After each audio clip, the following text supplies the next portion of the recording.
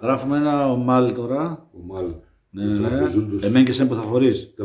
Εμέν και σεν που θα χωρίζει δεν θα πούμε αυτά τα αντίστοιχα. Ναι. Πούμε άλλα. Ο σκοπός αυτός είναι όμως. Αυτός είναι, αυτή η μελωδία, έτσι το καταλαβαίνουν όλοι. Το είχε κάνει ο Γόγος με τον Χρύσαδο σε μικρό δισκάκι.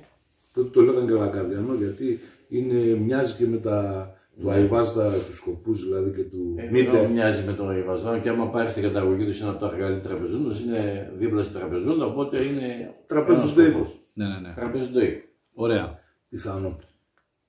Όχι πιθανόν, πιο πολύ πιθανό. Πάμε. Μάλιστα. Χαζέρμοσεν. Δεν να δω. Είμαστε έτοιμοι. Ναι. Πάμε. Χαζέρμα είναι ο τόπος που λέει. Από εκεί.